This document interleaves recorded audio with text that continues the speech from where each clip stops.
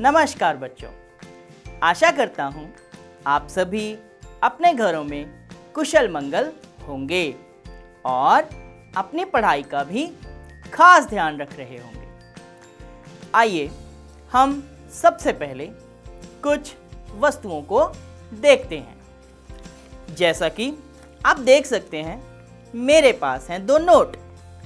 ये दोनों ही 500 रुपए के नोट हैं। देखिए बच्चों, इनकी आकृति कैसी है। ये देखिए, इन दोनों की ही आकृति आयताकार है। आइए देखें, क्या इनका आकार बराबर है। इसके लिए हम इन दोनों नोटों को बिल्कुल एक दूसरे के ऊपर रखते हैं। जैसा कि आप देख सकते हैं, दोनों ही नोटों ने एक दूसरे को बिल्कुल पूरी तरह से ढक लिया है। इसका अर्थ क्या है कि ये दोनों ही नोट आकार में बिल्कुल एक समान है ना। आइए हम कुछ और ऐसी वस्तुओं को देखते हैं।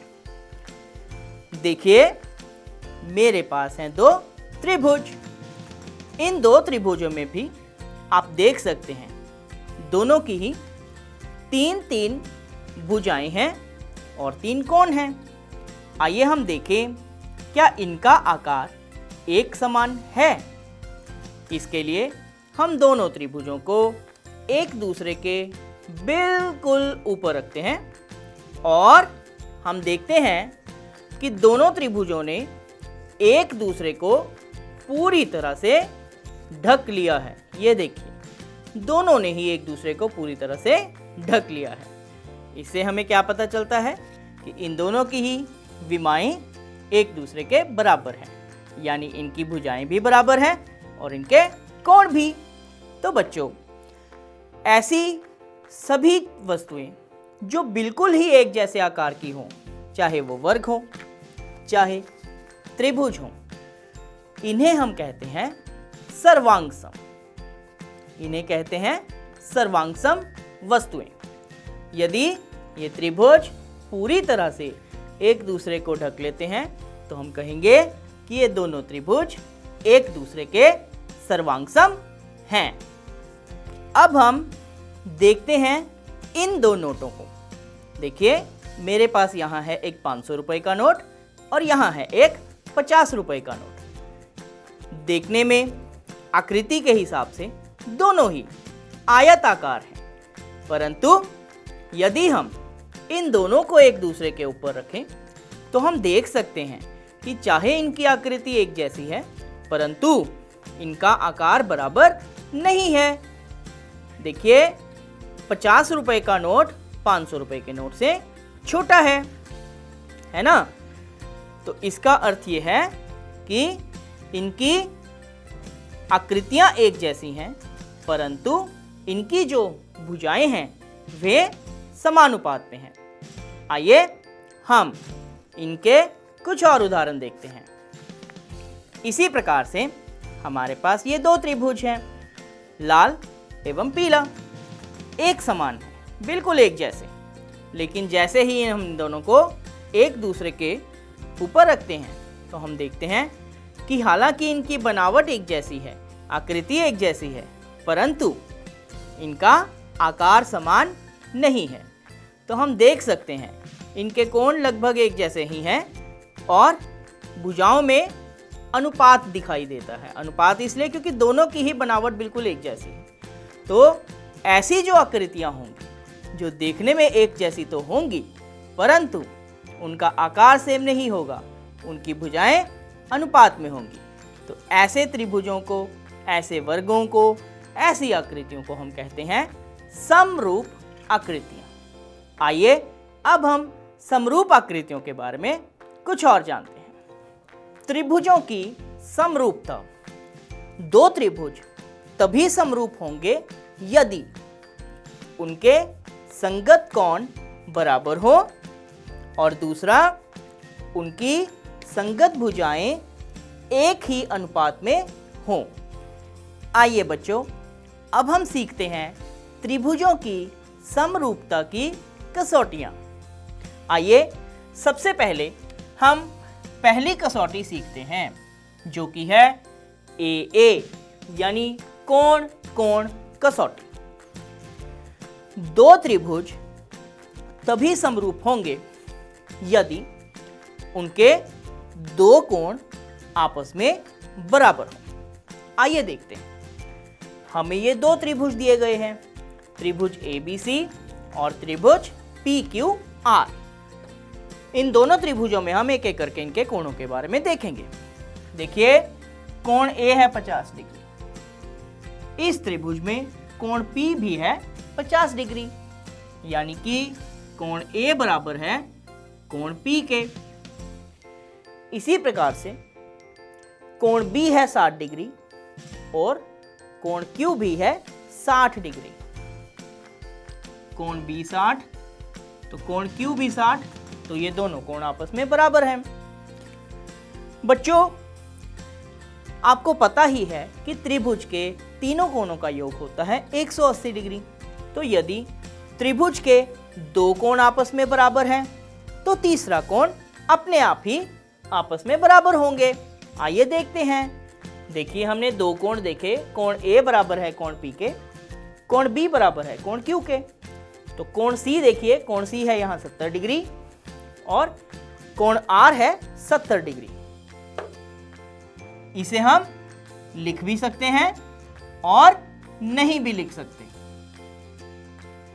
इसीलिए यह जो पहली कसौटी है AA, इसे कई बार A कसौटी भी कहा जाता है।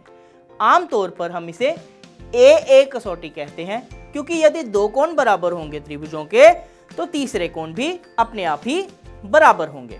तो यदि दो संगत कोण बराबर हैं तभी हम मान लेंगे कि दोनों त्रिभुज आपस में समरूप हैं।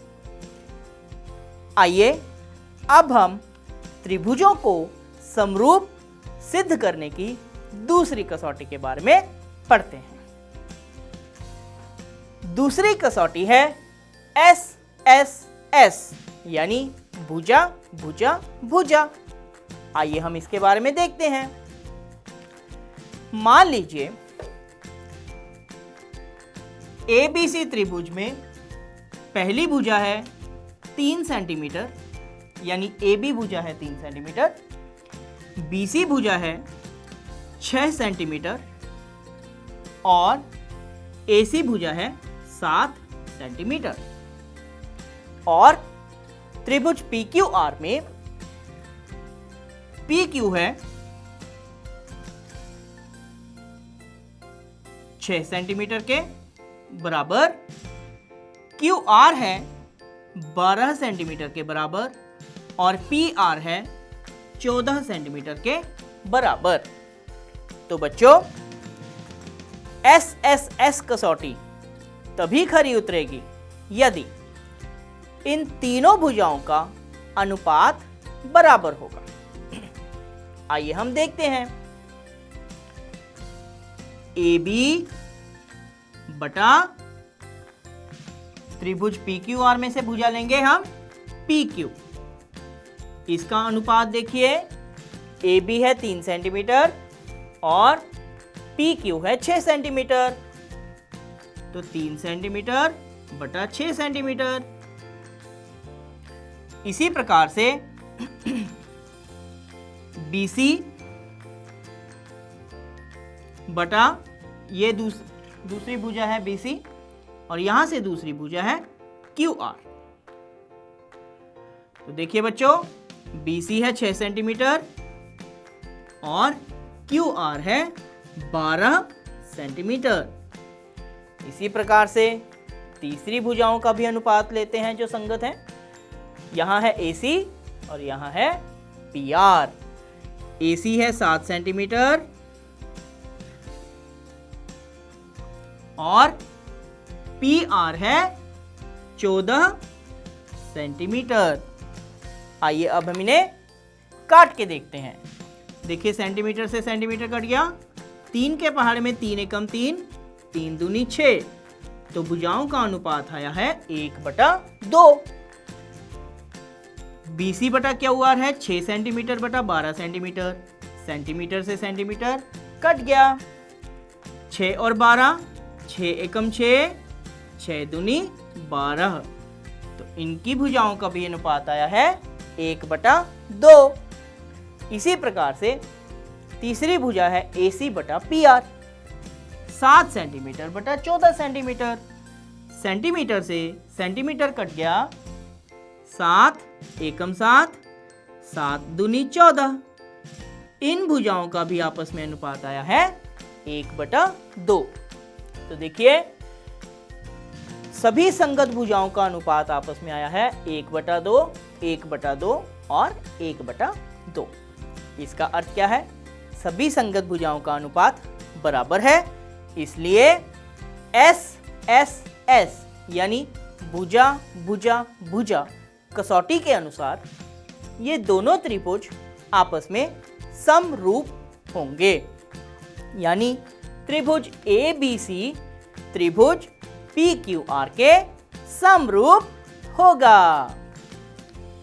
आइए अब हम देखते हैं त्रिभुजों की समरूपता की कसौटी नंबर 3, जो कि है SAS यानी भुजा कोण भुजा। बच्चों इस कसौटी के लिए हमेशा याद रखिएगा, दो त्रिभुजों में, जैसे हमारे पास दो त्रिभुज हैं ABC और PQR, इनमें कोई भी दो भुजाएं, इनका अनुपात इनकी संगत भुजाओं के अनुपात के बराबर होना चाहिए और इनके बीच का कोण आपस में बराबर होना चाहिए। आइए हम देखते हैं। जैसा कि हमें यहाँ पर भुजा दी गई है AB और BC, तो देखिए AB बटा BC का अनुपात कितना हो जाएगा? AB है 3 सेंटीमीटर और BC है 6 सेंटीमीटर, तो इनके बीच का अनुपात आ गया 3 एकम 3, 3 दूनी 6, यानी 1/2। ये सेंटीमीटर से सेंटीमीटर कट जाएगा। इसी प्रकार से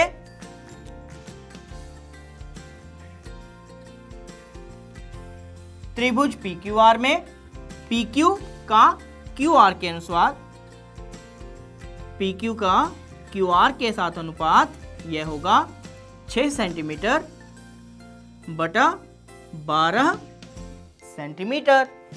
सेंटीमीटर से सेंटीमीटर कट जाएगा। 6 एकम 6, 6 दूनी 12, 1/2। तो देखिए AB बटा BC यानी AB का BC के साथ अनुपात है 1/2, PQ का QR के साथ अनुपात है 1/2। आइए हम इनके बीच के कोणों के बारे में देखते हैं। AB और BC के बीच में जो कोण है वह है कोण B और वह है 60 डिग्री के बराबर। इसी प्रकार से PQ और QR, इन दोनों के बीच में कोण है Q, जो कि है 60 डिग्री के बराबर। तो देखा आपने, दो भुजाओं का अनुपात भी बराबर है और उनके बीच वाले कोण भी आपस में बराबर हैं। तो SAS अर्थात भुजा कोण भुजा कसौटी के अनुसार त्रिभुज ABC समरूप होगा त्रिभुज PQR के।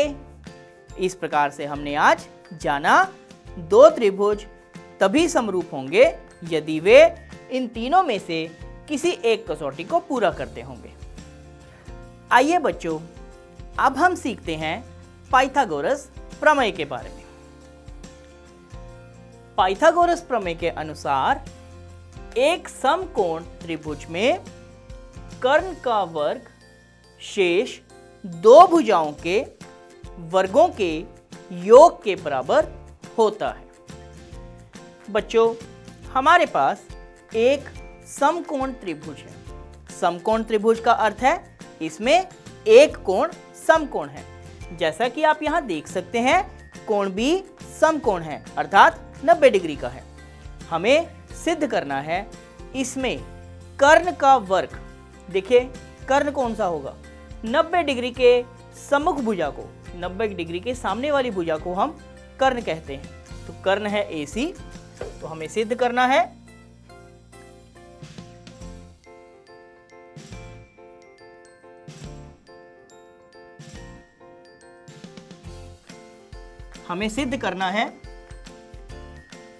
कर्ण है AC का वर्ग यह बराबर होगा बाकी दो भुजाओं के वर्गों के योग के बराबर। AC हो गई, बाकी दो भुजाएं हैं AB और BC, तो कर्ण का वर्ग बराबर होगा बाकी दो भुजाएं AB और BC इनके वर्गों के योग के बराबर। तो हमें सिद्ध करना है AC स्क्वायर बराबर है AB square plus BC square के। आइए हम देखें कि इसे कैसे सिद्ध करेंगे। सबसे पहले हम इसमें एक छोटी सी रचना करेंगे। रचना क्या होगी? B बिंदु से हम इसके सम्मुख AC पर एक लंब बनाएंगे। लंब क्या होता है? एक ऐसी रेखा जो इसके साथ 90 डिग्री का कोण बनाती है, इसे हम कहते हैं लंब। और यह AC भुजा को D बिंदु पर प्रतिच्छेद करता है, तो कोण D भी हो गया 90 डिग्री। अब हम यहां लिखेंगे BD लंब AC बनाओ। यह हो गई हमारी रचना। आइए अब हम इसे सिद्ध करके देखते हैं।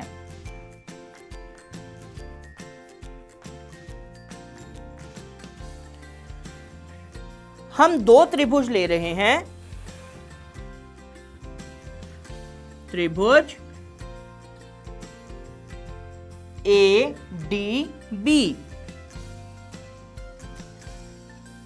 देखिए बच्चों, त्रिभुज ADB कौन सा है? ADB यानी ये वाला त्रिभुज, यह छोटे वाला त्रिभुज। और हम दूसरा लेंगे बड़ा त्रिभुज ABC जो हमने सबसे पहले बनाया था, ABC।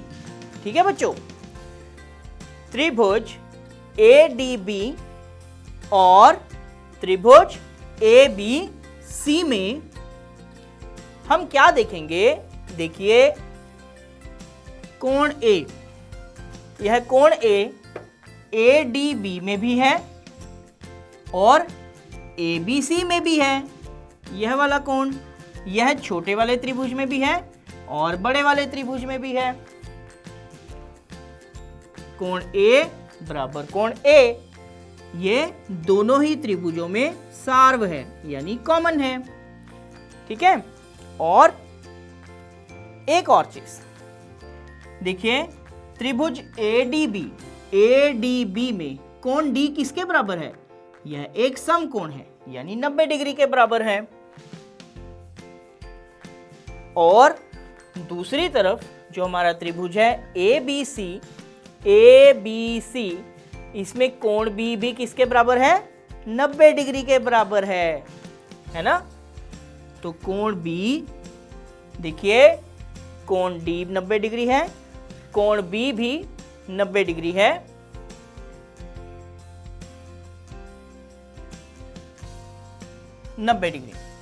यदि हम चाहें कोण B का पूरा नाम लिख सकते हैं ताकि हमें कंफ्यूजन ना हो, तो हम इसका पूरा नाम लिख देते हैं जो कि होगा कोण ABC।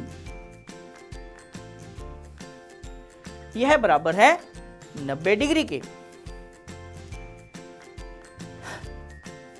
तो देखिए बच्चों, दोनों त्रिभुजों में, त्रिभुज ADB और त्रिभुज ABC में एक कोण और दो कोण, यानी दो कोण हमने आपस में बराबर कर दिए हैं।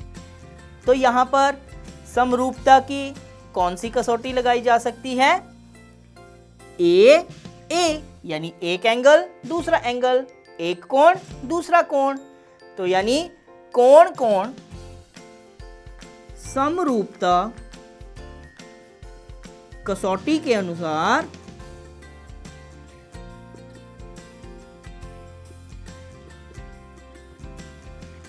त्रिभुज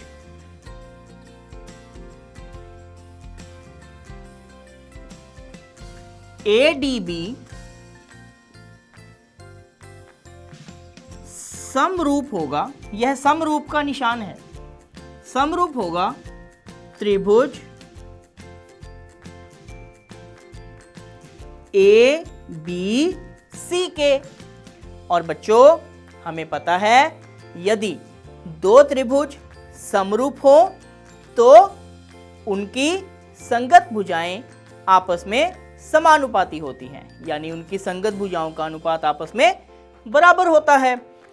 तो इनकी संगत भुजाओं के बारे में हम देख लेते हैं। तो देखिए त्रिभुज ADB में AD बटा AB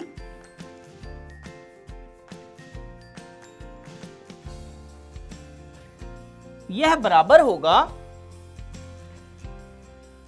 त्रिभुज ABC में AB बटा AC के। देखिए AD बटा AB बराबर होगा AB बटा AC के, ये इनकी संगत भुजाएं हैं। अब इसमें से हम इन्हें करेंगे क्रॉस मल्टीप्लाई। देखिए इन्हें आपस में और इन्हें आपस में क्रॉस मल्टीप्लाई करने पर AB गुना AB यानी कि AB स्क्वायर बराबर होगा AD गुना AC के। AC के इसे हम मान लेंगे इक्वेशन नंबर 1। इसे हम मान लेंगे इक्वेशन नंबर 1। बच्चों इसी प्रकार से हम इसका एक दूसरा भाग भी हल करते हैं। अब हम लेंगे त्रिभुज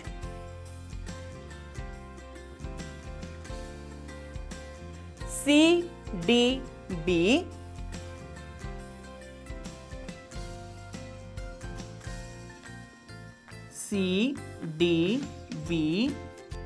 और त्रिभुज CBA।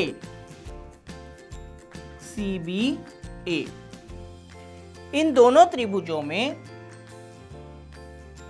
जैसा हमने यहां किया था इसी प्रकार से हम यहां दो त्रिभुज देख रहे हैं CDB, ये छोटा वाला त्रिभुज और यह बड़े वाला त्रिभुज CBA।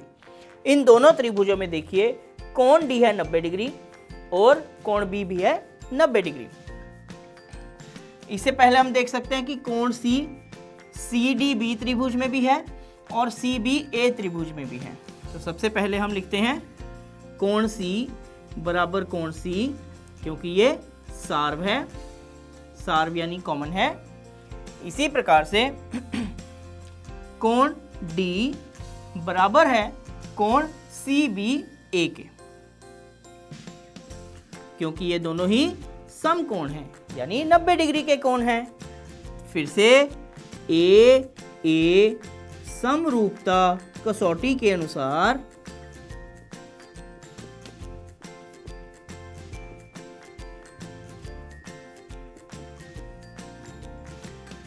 त्रिभुज CDB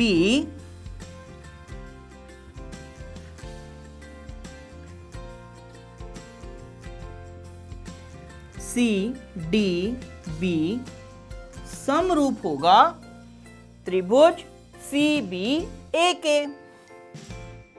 त्रिभुज CBA के अगर दो त्रिभुज आपस में समरूप हैं तो उनकी भुजाएं भी समानुपाती होंगी। तो देखिए CD बटा CB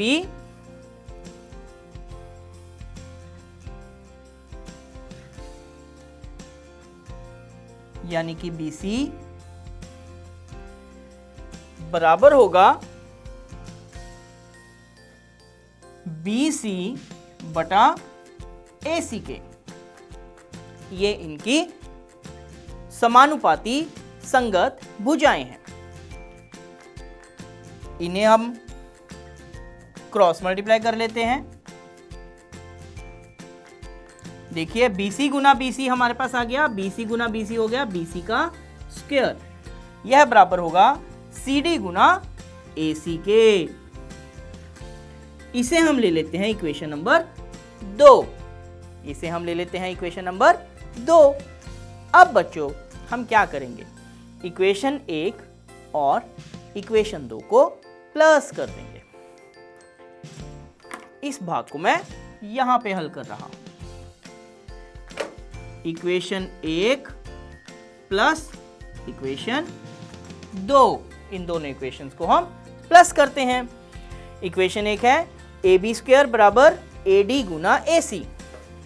तो देखिए जब दो इक्वेशंस प्लस होती हैं तो लेफ्ट साइड में प्लस होगी, तो हमारे पास आ जाएगा, वहां से आ गया लेफ्ट साइड से AB स्क्वायर और यहां से लेफ्ट साइड से आ गया BC स्क्वायर।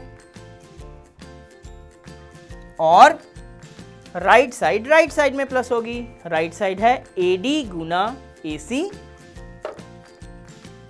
AD गुना AC प्लस CD गुना AC, CD गुना AC। देखिए बच्चों इन दोनों को हम ऐसे ही लिख लेंगे, AB square plus BC square बराबर, इस तरफ देखिए इन दोनों में भी AC है, इन दोनों में भी AC है, तो हम इन दोनों में से AC को ले लेंगे सार्व यानी कि कॉमन। AD गुना AC में से AC बाहर कॉमन आ गया, बाकी बच गया AD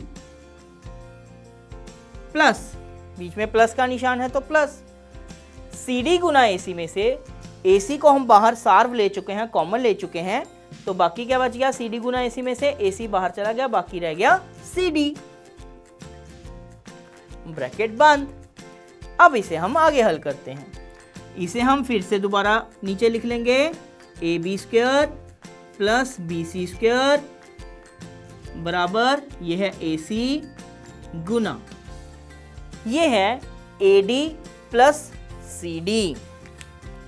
देखिए बच्चों AD प्लस CD यानी ये भुजा प्लस ये भुजा मिलके बन जाएगी ये पूरी भुजा, जिसका नाम है AC, है ना।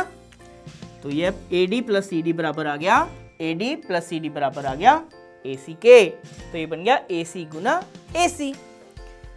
देखिए बच्चों ये है AB स्क्वायर, इसे हम ऐसे ही उतार लेंगे, प्लस BC स्क्वायर बराबर AC गुना AC होगा AC का स्क्वायर। तो देखिए यही हमें सिद्ध करना था, AC स्क्वायर बराबर AB square plus BC square, AC square बराबर AB square plus BC square, अर्थात हमने यह सिद्ध कर दिया कि एक समकोण त्रिभुज में त्रिभुज के कर्ण का वर्ग बाकी दोनों भुजाओं के वर्गों के योग के बराबर होता है। तो यह थी पाइथागोरस प्रमेय। तो बच्चों आशा करता हूं आज आपने त्रिभुज के बारे में जो भी नई चीज़ें सीखी वो आपको अच्छे से समझ आई होंगी और आप उन्हें हमेशा याद रखेंगे।